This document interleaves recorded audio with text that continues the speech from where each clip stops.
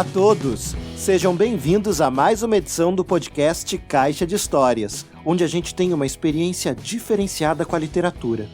E hoje a gente tem convidado. Por favor, se apresente, Maureen Caína. Tudo bom, Paulo? Então, eu sou Maureen Caína, engenheira florestal e escritora nas poucas horas vagas e leitora sempre que possível. Bacana.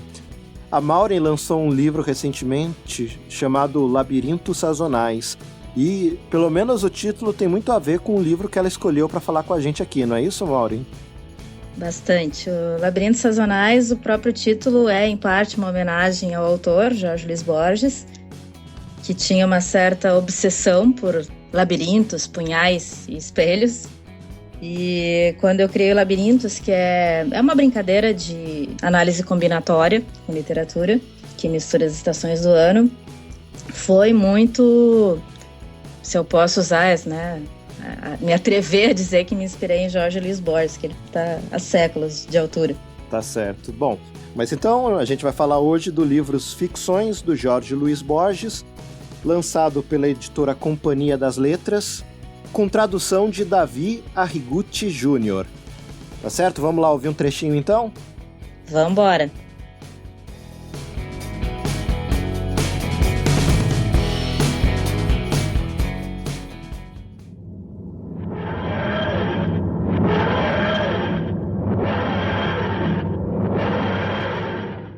A forma da espada.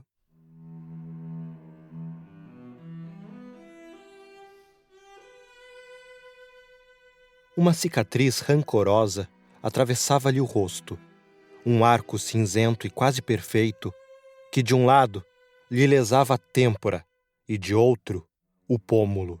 Seu nome verdadeiro não importa. Todos em Taquarembó o chamavam de inglês de La Colorada.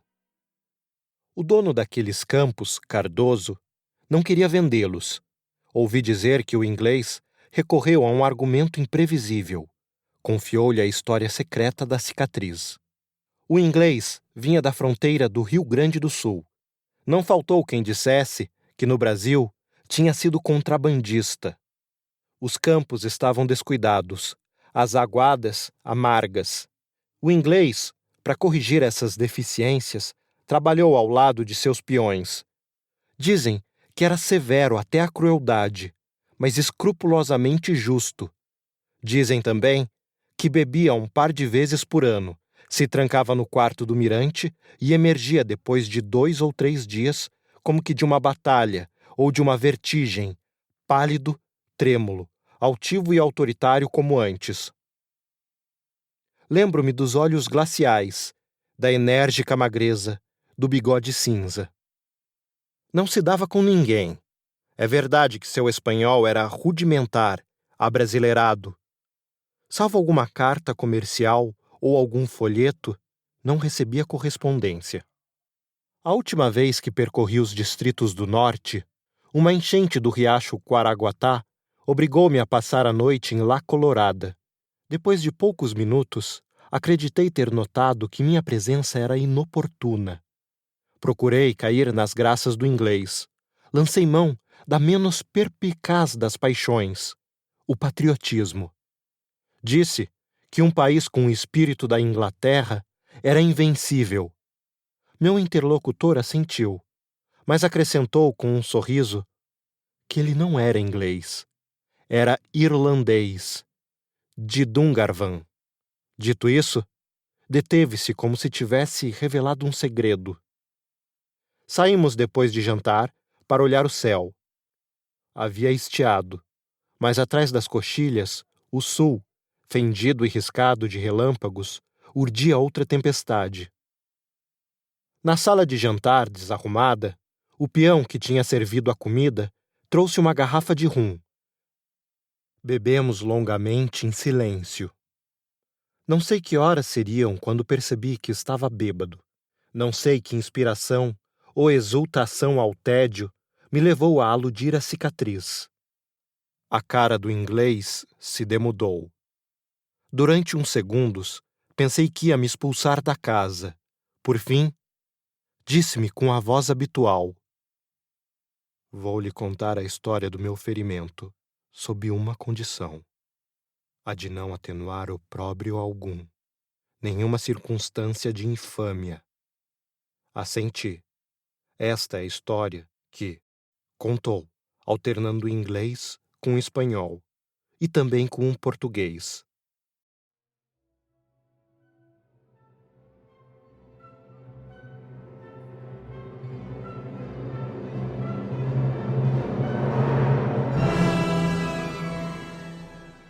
Por volta de 1922, numa das cidades de Connaught, eu era um dos muitos que conspiravam pela independência da Irlanda. Dos meus companheiros, alguns sobrevivem, dedicados a atividades pacíficas. Outros, paradoxalmente, batem-se nos mares ou no deserto sobre as cores inglesas. Outro, o mais corajoso, morreu no pátio de um quartel, de madrugada, fuzilado por homens cheios de sono. Outros ainda, não os mais infelizes, deram com seu destino nas batalhas anônimas e quase secretas da Guerra Civil. Éramos republicanos, católicos, éramos, presumo, românticos. A Irlanda não era para nós apenas o futuro utópico e o intolerável presente. Era uma amarga e carinhosa mitologia. Era as torres circulares e os pântanos vermelhos. Era o repúdio de Parnell e as enormes epopeias que cantam o roubo dos tesouros que noutra encarnação foram heróis e noutras ainda peixes e montanhas. No entardecer de que não me esquecerei, chegou-nos um partidário de Munster, um tal de John Vincent Moon. Mal tinha 20 anos. Era magro e fofo a uma só vez. Dava incômoda a impressão de ser invertebrado. Havia percorrido com fervor e vaidade quase todas as páginas de não sei que manual comunista. O materialismo dialético lhe servia para encerrar qualquer discussão. As razões que pode ter um homem para abominar ou para querer bem ao trem são infinitas. Moon reduzia a história universal a um sórdido conflito econômico. Afirmava que a revolução está predestinada a triunfar. Eu lhe disse que um gentleman só pode se interessar por causas perdidas. Já era noite. Continuamos dissentindo no corredor, nas escadas, em seguida nas ruas vazias. Os juízos emitidos por Moon impressionaram-me menos que seu inapelável tom apodíctico. O novo camarada não discutia, pontificava com desdém e certa cólera. Quando chegamos às últimas casas, um repentino tiroteio nos surpreendeu. Antes ou mais tarde, beiramos o cego paredão de uma fábrica ou de um quartel. Enveredamos por uma rua de terra. Um soldado, enorme no resplendor, surgiu de uma cabana incendiada. Ordenou-nos aos gritos que nos detivéssemos. Eu apressei o passo. O meu camarada não me seguiu. Virei-me. John Vincent Moon parecia imóvel, fascinado e como que eternizado pelo terror. Então, voltei, derrubei de um golpe o soldado, sacudi Vincent Moon, insultei-o e lhe ordenei que me seguisse. Tive de pegá-lo pelo braço. A paixão do medo paralisava. Fugimos em meio à noite varada de incêndios. Uma descarga de fuzilaria nos visou. Uma bala roçou o ombro direito de Moon. Este, enquanto fugíamos entre pinheiros, rompeu num frouxo soluço. Naquele outono de 1922, eu havia me refugiado na chácara do general Berkeley.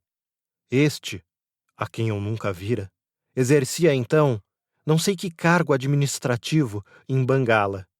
O edifício tinha menos de um século, mas estava decaído e opaco, e abundava em perplexos corredores e inúteis antecâmaras. O museu e a enorme biblioteca usurpavam o andar térreo, livros controvertidos e incompatíveis, que de algum modo são a história do século XIX, cimitarras de Nishapur em cujos amorosos arcos de círculo pareciam pendurar o vento e a violenta batalha. Entramos. Creio recordar, pelos fundos. Mon, com a boca trêmula e ressequida, murmurou que os episódios da noite haviam sido interessantes. Fiz um curativo nele. Trouxe-lhe uma xícara de chá. Pude verificar que o ferimento era superficial.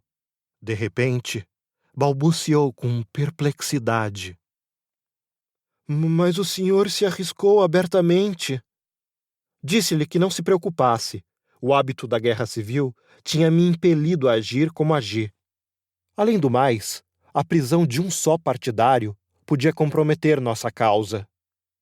No outro dia, Mon tinha recuperado o equilíbrio, aceitou um cigarro e me submeteu a um severo interrogatório sobre os recursos econômicos de nosso partido revolucionário.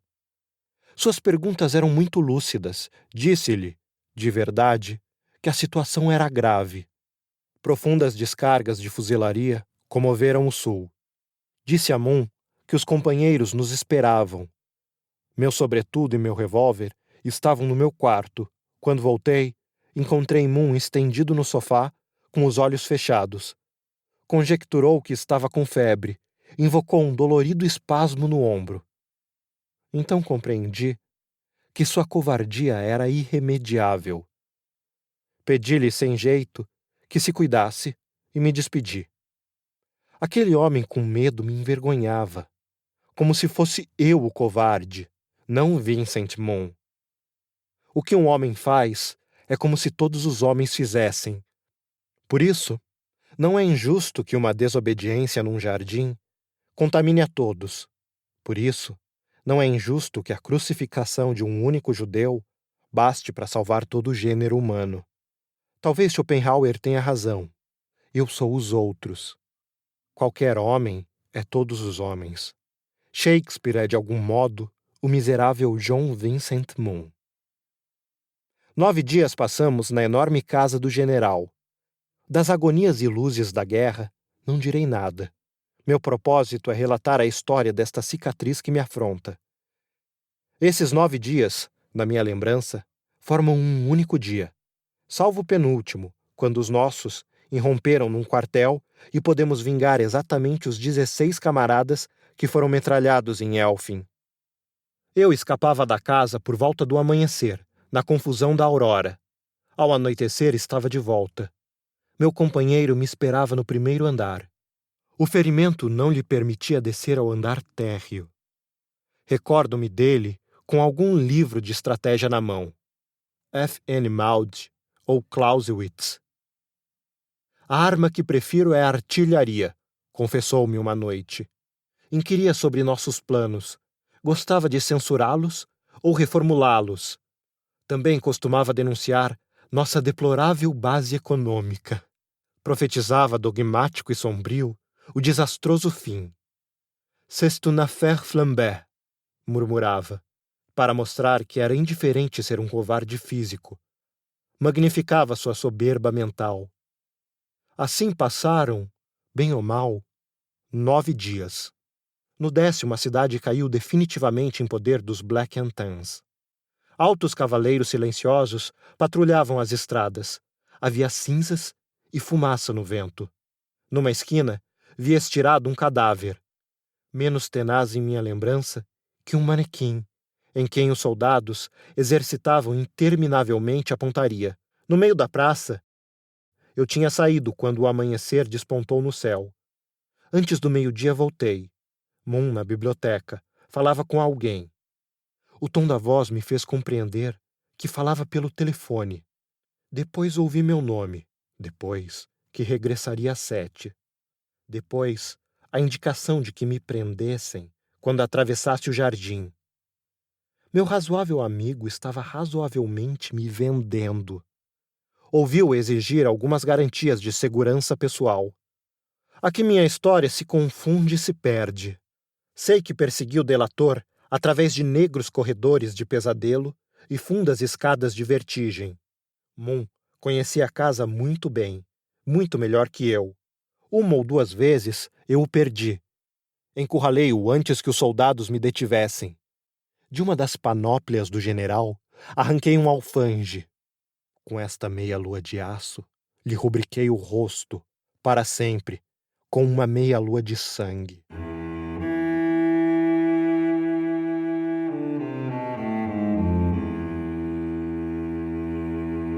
Borges, ao senhor que é um desconhecido, fiz esta confissão. Não me magoa tanto o seu menosprezo. Aqui o narrador se deteve. Notei que lhe tremiam as mãos.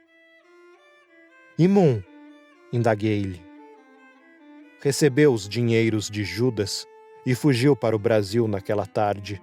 Na praça, vi uns bêbados fuzilarem um manequim. Aguardei em vão a continuação da história. Por fim, disse-lhe que prosseguisse. Então, um gemido o atravessou. Então, me mostrou com ligeira doçura a curva cicatriz esbranquiçada.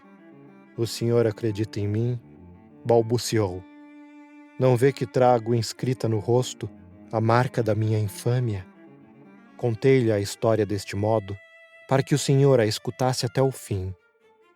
Eu denunciei o homem que me amparou. Eu sou Vincent Moon. Agora pode me desprezar.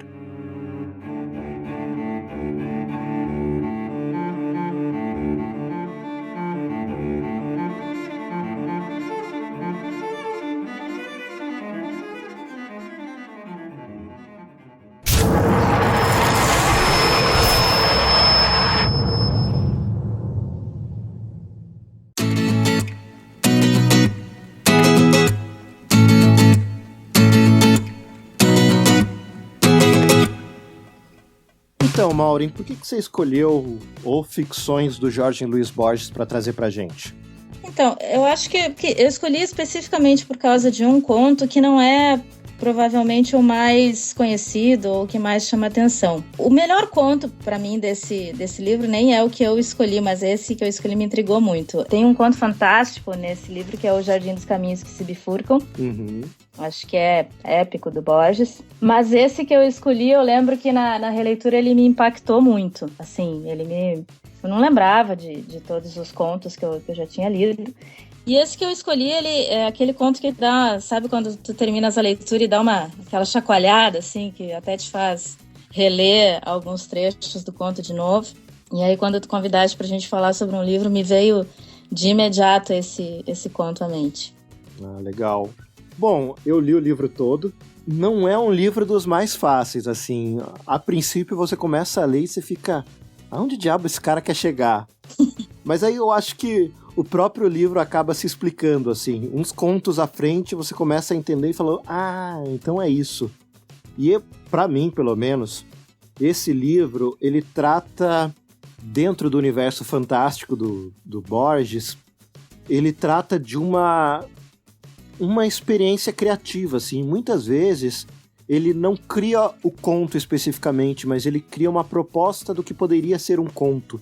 Quase como um desafio aos escritores, não sei, como um exercício de criação mesmo. Então, para mim, principalmente os primeiros contos, e até o próprio Borges fala num textinho introdutório, que os primeiros contos que ele coloca não são os contos mais fáceis de serem lidos, mais gostosos de serem lidos, mas é o que dá mais...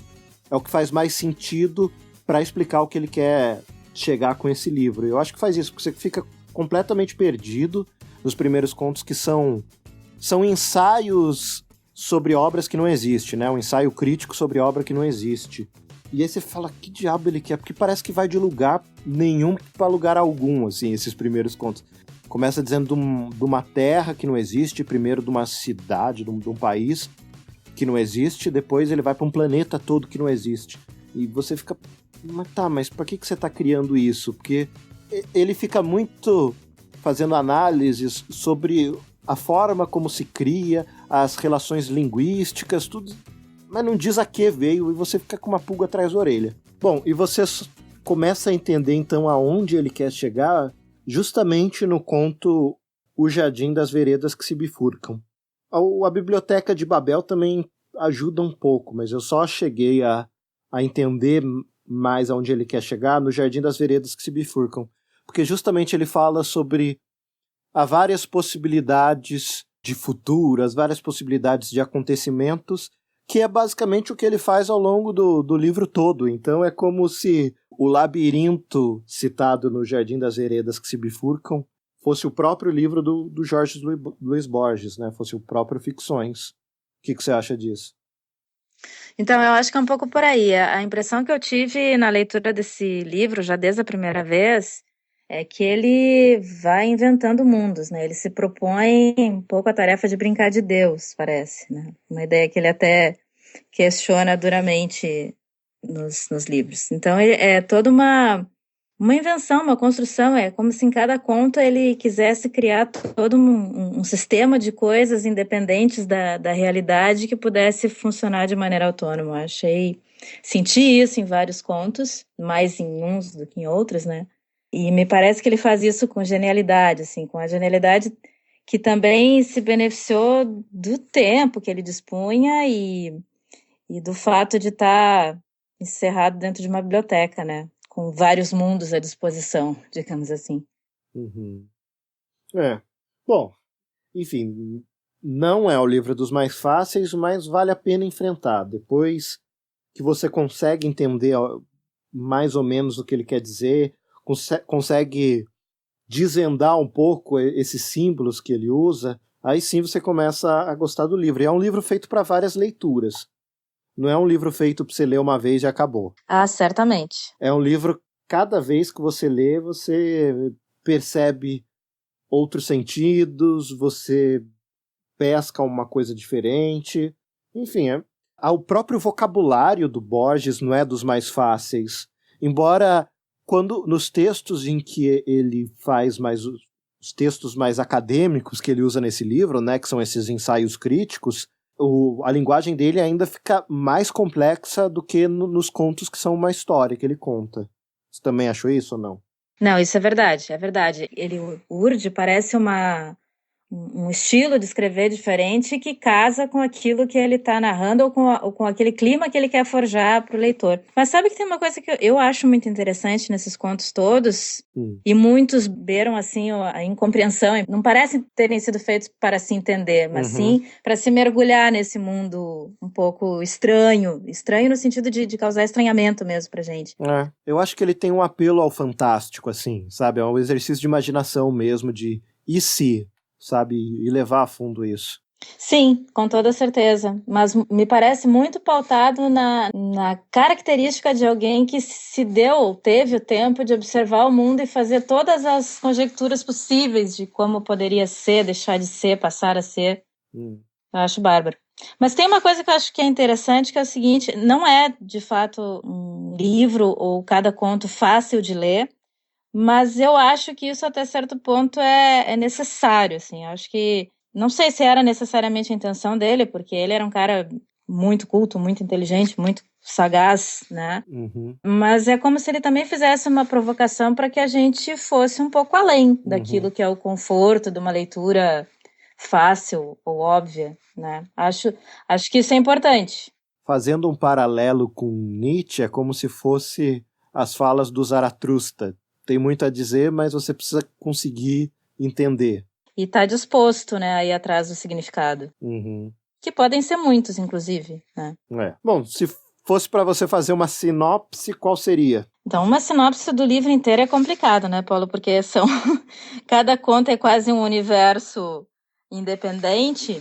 Então, Mas você não acha que tem uma coisa que liga os contos, até que dá o título do livro, né? Você acha que não? Sim, um fio condutor, com certeza. E tudo está muito em torno da ficção, talvez como uma maneira de suportar ou vencer a vida, né? Em todos os contos, ou em toda a vida dele, tem muito claro uma espécie de deslumbre no bom sentido com a literatura em si, com o conhecimento, com a expansão, com tudo que os livros podem oferecer como riqueza, assim. Ele tem uma verdadeira adoração, me parece, por tudo que encerra uma biblioteca. Uhum. Acho que muito representativo disso é o próprio conto A Biblioteca de Babel, né? Uhum. Que ele é um tipo de universo que ele constrói e descreve na viagem de uma biblioteca ideal, perdida, assim. Uhum. Mais de uma vez no livro, ele cita sobre um livro secreto, na Biblioteca de Babel, sim, mas em outros contos ele também vai citar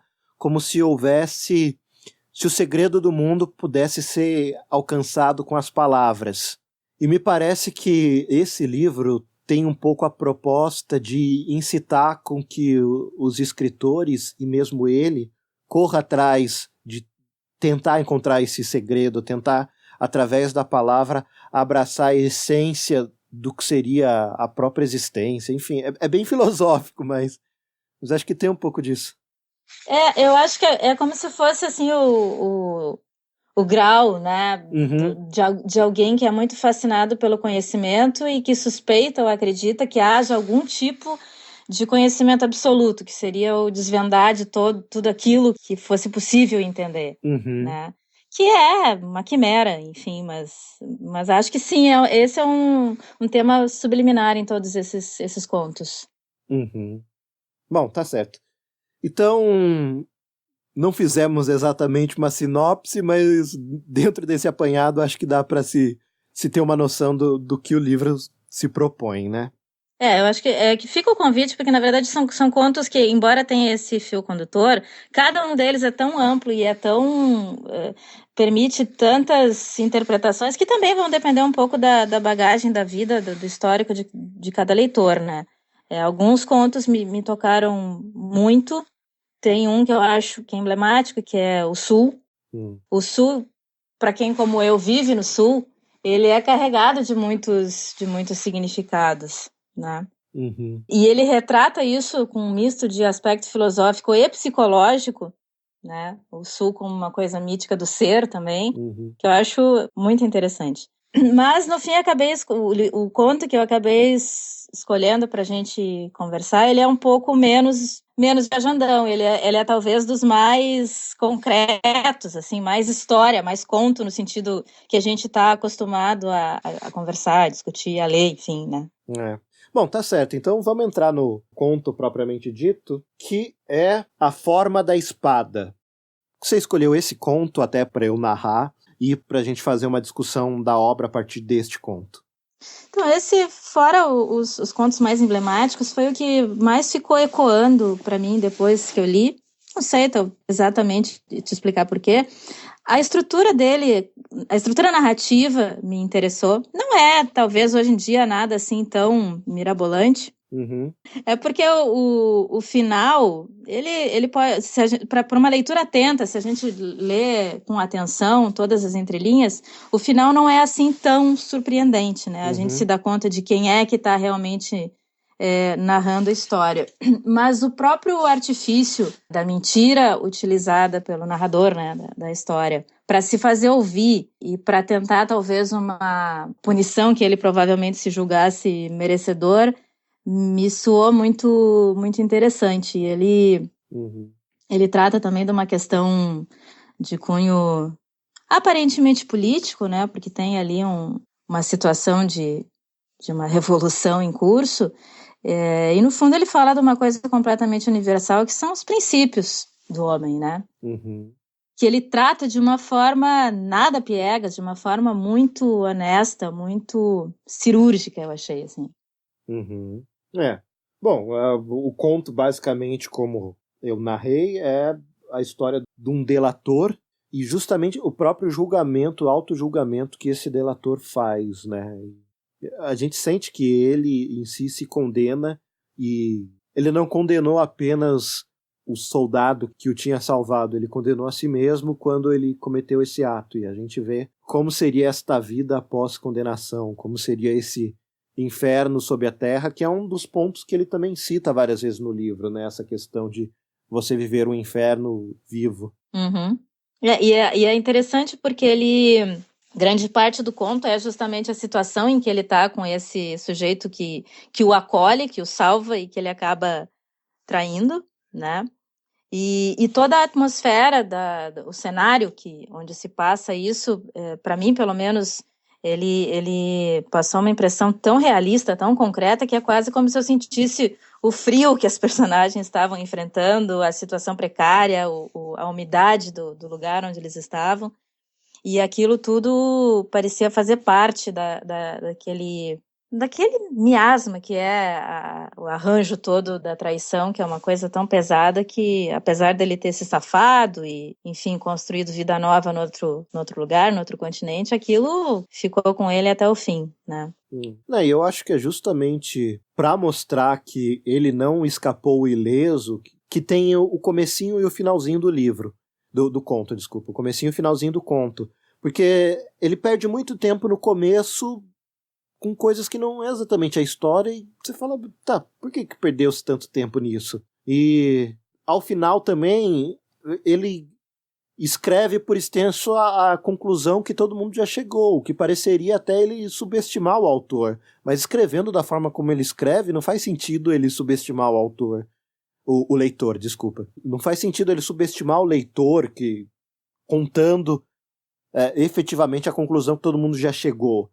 Mas por que você acha que ele faz isso? Ele conta, ele fala, então eu sou tal cara, para causar um impacto que na verdade todo mundo já chegou quando ele, naquele momento.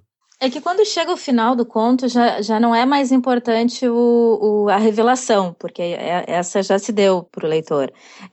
Mas é como se aquilo fosse uma expiação necessária para a personagem. Uhum. E isso me parece que sublinha, né, o peso que pode ter essa culpa. Uhum. Né? Culpa é uma coisa que está presente em muitas, aliás, das grandes narrativas que se tem em história. Uhum. E me parece que tem essa função.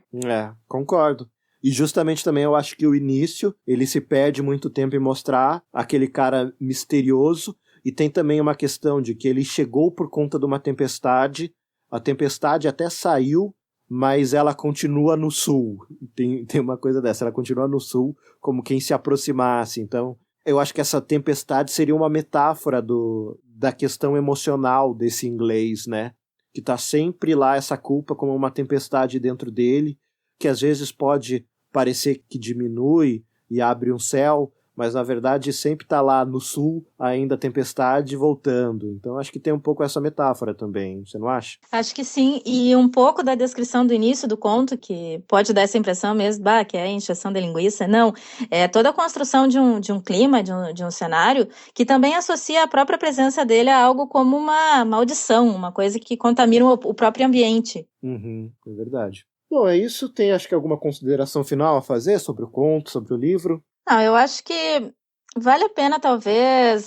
Tu fizeste uma série de comentários sobre a não facilidade da leitura do livro, e eu concordo em gênero, número e grau contigo, mas eu acho que vale deixar a mensagem para quem nos escutar que isso não funcione como um pretexto para fugir, mas ao contrário, para instigar a se embrenhar por essa obra que de fato não é fácil, mas que quem conseguir, assim, né, passar por esses caminhos espinhosos, certamente vai ser muito recompensado. Talvez uma dica que eu posso dar, porque o livro Ficções, na verdade, é a junção de 2 livros, né? Isto. Que um seria O Jardim das Veredas que se Bifurcam e o outro Artifícios. O Artifícios é mais fácil do que o Jardim das Veredas que se Bifurcam. Certamente. O Borges colocou o Jardim das Veredas que se Bifurcam primeiro pelo que ele explica. Ele diz, não é o jeito mais gostoso de ler, mas é o que faz sentido para você entender o meu universo. Se tá muito difícil para você, eu acho que talvez, sei lá, foge da didática do Borges e lê primeiro o texto mais fácil e aí depois vai para o primeiro texto. Embora eu acho que essa própria discussão nossa já desconstrói um pouco o que seria uma dificuldade inicial, né? Eu acho que sim, A gente já deu algumas dicas para quando a pessoa estiver lendo tentar entender melhor como seria o Borges, pelo menos sobre a nossa perspectiva. Assim, a pessoa pode descobrir outras, talvez, diferente da nossa. Possivelmente. Eu sou suspeita para falar de Borges, porque eu me apaixonei por Borges desde muito cedo, assim. Uhum. Há muitos anos que eu leio e volto a ler. Esse livro eu tinha lido há muitos anos atrás, Li recentemente, agora conversando contigo sobre o livro, já dá vontade de voltar a alguns contos. Porque realmente eles vão ter outros detalhes, outras coisas para instigar. Fica um pouco a dica, puxando um pouco da brasa para minha sardinha. Tem um conto nesse livro, eu não estou me lembrando agora o nome, até vou voltar para o índice aqui, que ele foi um motor importante para esse projeto do Labirintos Sazonais que eu escrevi. Ele tem essa coisa da combinações matemáticas de partes de uma história que começam, tem diferentes possíveis começos, meios e finais. Ah, sim. Eu acho que é o exame da obra de Herbert Quinn. Justamente. Que ele cria até quase que um fluxograma para você entender a lógica dos contos, né? Exatamente. Dizendo dessa possibilidade de múltiplas histórias, de realizações. Entra até numa questão de multiverso, se a gente for pensar, né? Sim. Nas discussões filosóficas, científicas atuais. Então, cada ato gera um novo universo. É interessante, que é uma coisa que ele também cita no Jardim das Veredas que se bifurcam. Em relação aos tempos paralelos, né? Em um momento eu posso ser seu amigo aqui, em outro momento eu posso ter vindo aqui para te matar. Em um outro universo, em outro momento, ele fala em outro universo. Em um outro universo eu posso vir aqui pedir socorro para você. Enfim, a questão é que existem múltiplos universos possíveis dentro de uma mesma história. E a exploração deles é uma das coisas que parece que o Borges quer. Mas ao mesmo tempo é interessante, porque assim, ele não escreve os vários universos, ele escreve uma sugestão de vários universos em vários momentos desse livro. E talvez seja isso, essa busca desse livro sagrado que a gente falou, desse graal dele pela escrita, seja justamente qual é o universo mais perfeito que te faz entender com magnitude. E se é que existe, porque parece que a própria existência desse multiverso é o que é o livro sagrado, enfim. É bem complexo. E que pode ser simplesmente a vida da gente com as escolhas que se fez, né? Porque essas suposições que ele faz lá de, em outro universo ou em outro tempo, ou seja lá o que for, eu poderia estar fazendo tal coisa, no fundo também é uma representação do que é a nossa vida, né? Mas se eu tivesse decidido tal coisa na quinta-feira, o desenrolar do dia teria sido outro que não foi o que eu determinei com uma escolha banal, por exemplo, comer, sei lá, batata frita no almoço, né? Apelando, né? Bom, enfim, recomendo a todos que leiam, então. Ficções de Jorge Luiz Borges. É um desafio, mas é um desafio que você sai recompensado no final. Maureen, muito obrigado por ter vindo aqui participar. Fala um pouco onde é que a gente encontra você aí na internet. Então, eu que agradeço, porque falar de Borges é sempre uma alegria. Quem tiver curiosidade de encontrar alguma coisa minha ou de ficção, que não são as ficções do Borges, infelizmente, ou sobre autopublicação, tem o meu site, que é maurencaina.com. Maureen é com M no final, Caina é com K-E-Y, mas tu vai deixar ali o endereço, provavelmente. Sim, deixar o link. Mas quem tiver curiosidade mais especificamente dessa conexão com a obra de Borges, tem o projeto que chama Labirintos Sazonais, é www.labirintos-sazonais.com, que é essa brincadeira que eu fiz então de análise combinatória, vários inícios, vários meios, vários fins, em que o leitor pode montar entre, vamos chamar de peças de texto, né, 12 peças, formam 64 combinações possíveis e coerentes de... Não vamos nem atribuir o nome de conto, seria um pouco pretensioso, talvez não tenha a complexidade que um conto exige, mas são flashes de vidas possíveis. Olha só, então você aceitou o desafio que o Borges propôs. Então, tentei. Tá certo então, Maureen. Bom, pessoal, eu peço que vocês curtam a página do Facebook do Caixa de Histórias, facebook.com/Caixa de Histórias Podcast. Isso é importante para eu ter um perfil do público que escuta o podcast e poder buscar apoios aqui para a gente poder fazer mais coisas bacanas, como esse podcast aqui do Jorge Luiz Borges. Vocês podem seguir a gente também no Twitter, @caixa_histórias, e podem mandar um e-mail para caixadehistorias@iradex.net. Também, quem entrou aí esses dias, que ainda não conhecia o podcast, Se possível, vá lá na iTunes, dê 5 estrelinhas pra gente, que isso ajuda muito a gente a crescer. Bom, Maureen, agradeço mais uma vez e um beijo. Então tá, beijo e boas leituras e boas audições. Até a próxima, pessoal.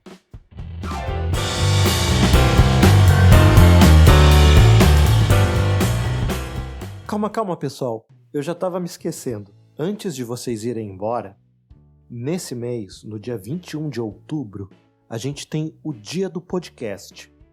E por conta da gente estar no mês do podcast, durante esse mês, em todos os episódios, eu vou recomendar para vocês outros podcasts de literatura. E o podcast que eu vou indicar essa semana é A Taverna do Fim do Mundo, da Gabriela Ventura. É um podcast muito bacana em que a Gabriela, sempre muito animada, muito de bem com a vida, também discute vários temas, tanto alguns livros especificamente, quanto alguns temas recorrentes de literatura. Então eu vou colocar aqui para finalizar um trechinho para vocês do podcast Taverna do Fim do Mundo. Tá bom, pessoal? Agora sim, fiquem com um trechinho da Taverna do Fim do Mundo e até a próxima! Foi um sábado, eu tava sem nada pra fazer, eu falei, eu vou ler 20 páginas do Perdido em Marte. 6 horas depois, eu terminei o livro. Depois de ter, enfim, acabado com o meu sábado, eu terminei o livro e eu falei, ok, o filme é ótimo, estou esperando o filme e aqui estamos nós. Bom, eu quero saber do Bruno. Bruno, me fala um pouquinho sobre a sua experiência de leitura com Perdido em Marte. Uhum. E o que você gostou, o que você não gostou, Sim. enfim.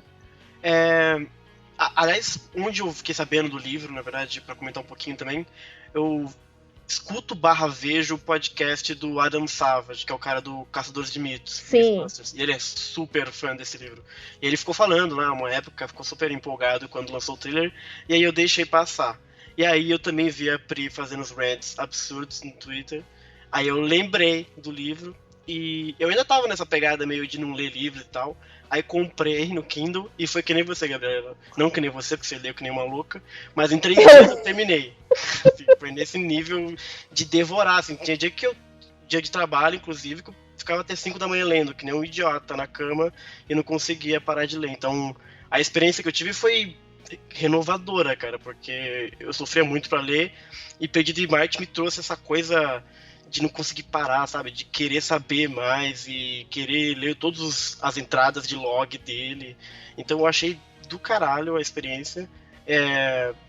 Por algum motivo X, eu nunca li muito ficção científica, o que não é muito coerente com as coisas que eu gosto, que eu deveria ler mais. Pois é. E, porra, achei do caralho, justamente pelo que a Sibila falou. E você é otimista, é um pouco diferente, ele é o bem-humorado personagem. Então, cara, achei super leve, tranquilo, gostoso, enfim, achei do caralho.